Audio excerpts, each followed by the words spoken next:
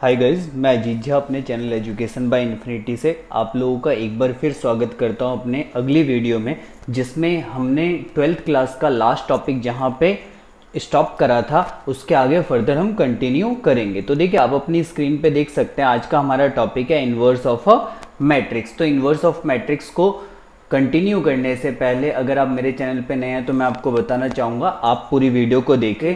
को मेरा ये वीडियो पसंद आता है या मेरे इस वीडियो से टॉपिक आपको समझ आ जाता है तो आप मेरे चैनल को सब्सक्राइब कर सकते हैं और दूसरों को मेरे चैनल से जुड़ने के लिए सजेस्ट कर सकते हैं। देन इसके बाद हम स्टार्ट करते हैं अपने टॉपिक को।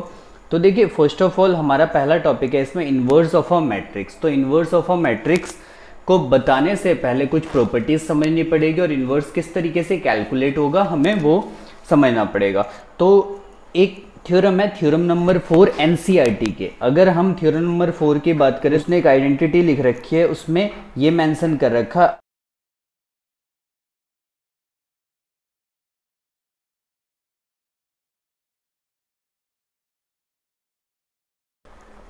देखिए, अगर मैं आपको इसको क्लैरिफाई करूं तो बेसिकली होता क्या एक्चुअल में, नॉन सिंगुलर मैट्रिक्स जो यहाँ पे इन्होंने नॉन सिंगुलर मैट्रिक्स ये हमारे पास नॉन सिंगुलर मैट्रिक्स जो होता है वो ऐसे मैट्रिक्स होते हैं जिनका जो डिटरमिनेंट ऑफ ए होता है, डिटरमिनेंट की वैल्यू होती है जिसके, वो नॉट इक्वल टू जीरो होती है। तो जो भी नॉन सिंगुलर मैट्रिक्स होगा उसके डिटरमिनेंट की जो वैल्यू होगी वो बराबर नहीं होगी जीरो के। सिमिलरली कुछ इस टाइप से बताऊं कि नॉन सिंगुलर जो होगा उसके डिटरमिनेंट की जो वैल्यू होगी वो बराबर नहीं होगी जीरो के।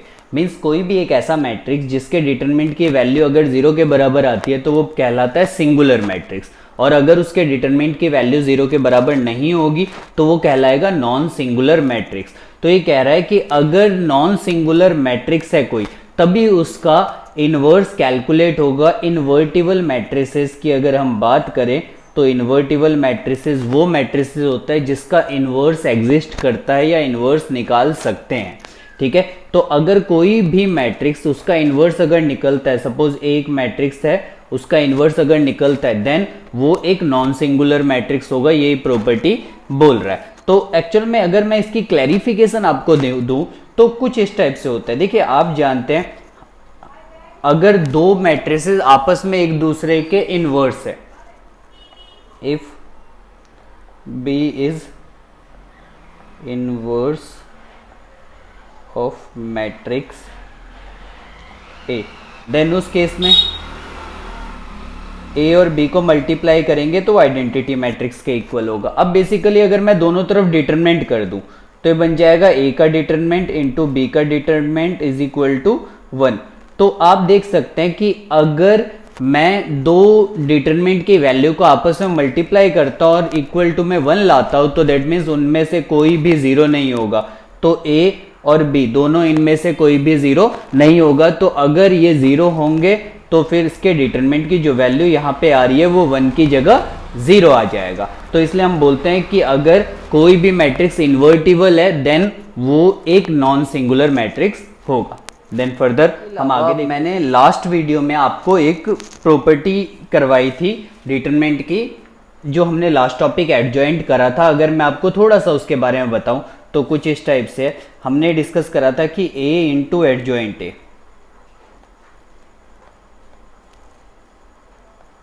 एवरी टाइम पे इक्वल होता है adjoint A into A equal होता है डिटरमिनेंट ऑफ ए इंटू आई।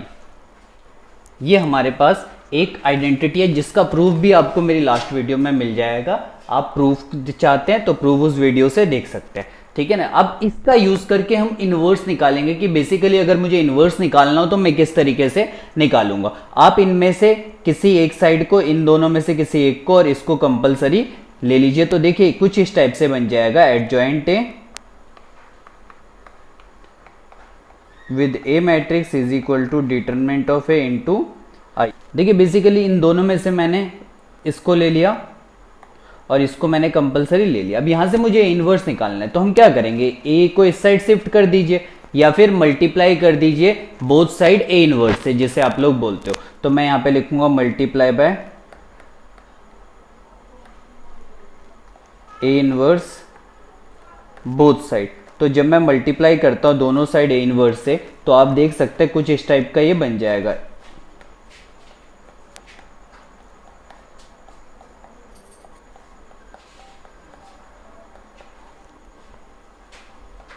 इन दोनों को मैं सॉल्व करूंगा तो ये आइडेंटिटी मैट्रिक्स आ जाएगी। तो आइडेंटिटी मैट्रिक्स मेरे पास यहाँ पे आ गया, तो ये बन जाएगा हमारे पास adjoint A into I is equal to determinant of A into I into A inverse, and then ये आई से आई कैंसिल आउट हो गया। फर्दर इसको मैं अपॉन में पहुंचाऊं तो यहाँ से इनवर्स ऑफ ए की वैल्यू आ गई 1 अपॉन में determinant of A into adjoint A. तो ये हमारे पास इनवर्स निकालने का फॉर्मूला है, जिसके अंदर आपको ध्यान रखना है कि डिटरमिनेंट ऑफ ए बराबर नहीं होना चाहिए कभी भी 0 के। तो ये एडजॉइंट ए की जो लास्ट आइडेंटिटी हमने लास्ट वीडियो में करा था, उसी को आगे फर्दर कंटिन्यू करके हमने इनवर्स निकाला है। इसके ऊपर हम कुछ क्वेश्चन ट्राई करेंगे। देखिए 5 से लेके 11 तक के क्वेश्चन आप अपनी स्क्रीन पे देख सकते हैं। ऊपर मेंशन है find the inverse of each of the matrices if it's exist given in the exercise 5 to 11 कि 5 से लेके 11 तक के क्वेश्चन में आप इनवर्स कैलकुलेट करिए इफ इट एग्जिस्ट, अगर वो निकलता है। तो यहाँ पे देखिए किसी भी एक दो क्वेश्चन को हम एज अ एग्जांपल समझ लेते हैं यहाँ पे।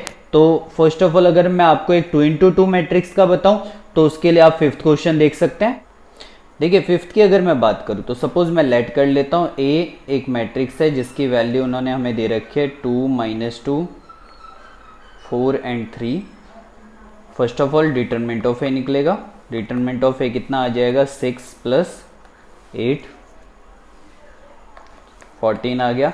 आप एडजॉइंट निकालने का डायरेक्ट मेथड जानते हैं, शॉर्टकट मेथड, उसकी भी एक आपको वीडियो मिल जाएगी मेरे प्लेलिस्ट के अंदर 12th क्लास के, आप उससे समझ सकते हैं। तो यहाँ पे अगर मैं एडजॉइंट निकालना चाहूँ तो एडजॉइंट ऑफ ए, देखिए जो इवन पोजीशन पे होते हैं उनकी पोजीशन चेंज कर देते हैं और जो ऑड पोजीशन पे होते हैं उनको उनके साइन चेंज कर देते हैं। तो ये हो जाएगा 3 2 2 और 4 माइनस का, क्लियर। और आप इसके बाद अभी हमने डिस्कस करा कि inverse of any matrix is equal to 1 upon में determinant of A into adjoint A. तो 2 into 2 का जो हमारा यहाँ पे आंसर आ गया इस क्वेश्चन का वो आ गया 1 अपॉन में 14 3 - 4 2 और 2, कुछ इस टाइप से हमारा आंसर निकलेगा। तो 2 into 2 का तो आप डायरेक्ट कर सकते हैं शॉर्टकट मेथड यूज करके, कोई आपको प्रॉब्लम नहीं आएगी। अगर 3 into 3 का मैट्रिक्स होगा तो फिर आपको पूरा सॉल्व करना पड़ेगा, उसके लिए कोई शॉर्टकट हम यूज कर नहीं सकते। तो यहाँ पे समझ लीजिए। अब आगे अगला क्वेश्चन देख लेते हैं। देखिए इसके बाद एक और एग्जाम्पल को समझ लेते हैं। 3 into 3 का एक क्वेश्चन समझ लेते हैं जिससे हमें 3 into 3 के भी कंसेप्ट क्लियर हो जाए। तो सपोज मैं 7th क्वेश्चन की अगर बात करूं तो आप ये 7 देख सकते हैं किस तरीके से करेंगे, हम यहाँ पे समझ लेते हैं। मैं लेट कर लेता हूँ इसको a के इक्वल।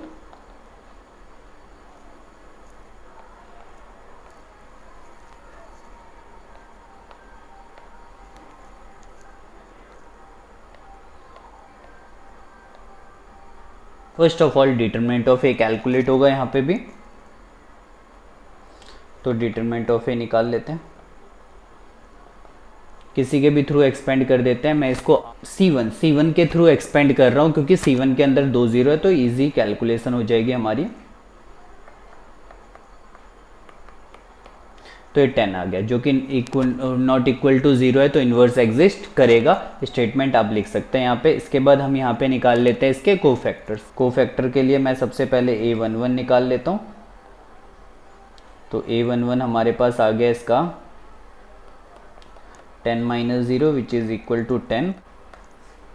फिर A12 निकाल लेते हैं। A12 इसका आ जाएगा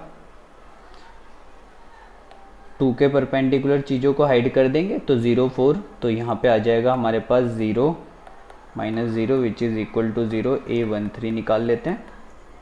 3 के परपेंडिकुलर चीज़ों को हाइड कर देंगे तो मेरे पास आ जाएगा, यहाँ पे भी 0 रिजल्ट में आ रहा है। फिर इसके बाद A21 निकाल लेते हैं। तो 5 2s are 10, 10 - 0, तो रिजल्ट इसका आ जाएगा 10 - 0 which is equal to the 10। Clear. और देखिए 2 1 ऐड करके 3 आता है, 3 एक ऑड नंबर है तो आपको साइन चेंज करना पड़ेगा, तो 10 जो होगा वो माइनस का हो जाएगा। क्लियर। बाकी 2 1 3 इस पोजीशन पे भी हमें साइन चेंज करना था, बट 0 है तो 0 के साइन में कोई इफेक्ट पड़ता नहीं है पॉजिटिव नेगेटिव का, तो इसलिए हमने इसे कुछ चेंज नहीं करा। तो इसके बाद A22 निकाल लेते हैं। जब मैं A22 की बात करता हूँ तो आप देख सकते हैं यहाँ पे बीच वाली टर्म्स चेंज होंगे, तो यहाँ पे आ जाएगा 5 - 3,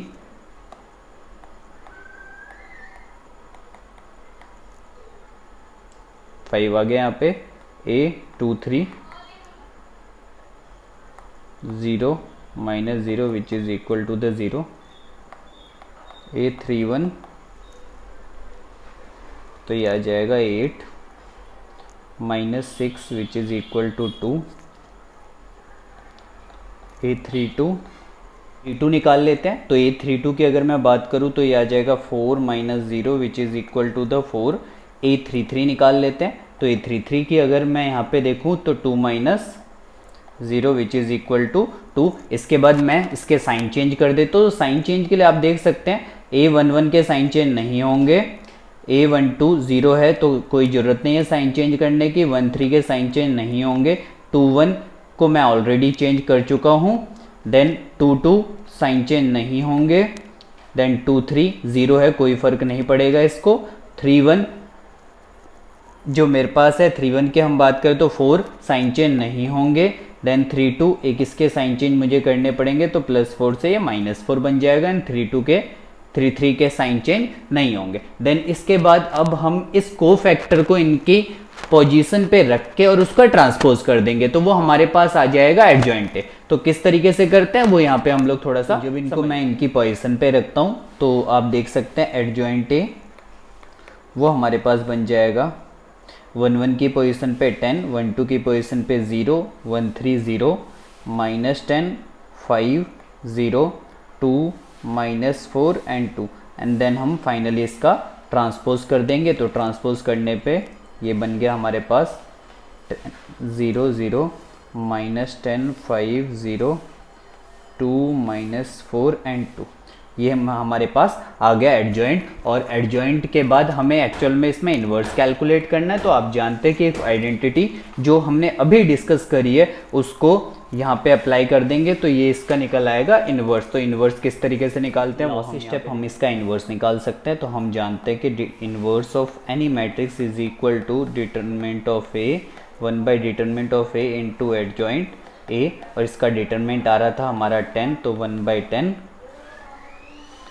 10 - 10 2 0 5 -4 0 0 2, तो ये हमारे पास आ गया इसका फाइनल आंसर। कुछ इस टाइप से हम निकालेंगे, देन हम इसको आगे फर्दर कंटिन्यू करेंगे नेक्स्ट वीडियो में। अगर आपको मेरी वीडियो अच्छी लगी हाँ तो आप इसको शेयर कर सकते हैं, लाइक कर सकते हैं, और अगर आप मेरे चैनल पे नए हैं तो आप मेरे चैनल को सब्सक्राइब कर सकते हैं ताकि आपको और वीडियोस मिल सके, उसके लिए बेल आइकन भी प्रेस कर दीजिएगा। Thank you so much.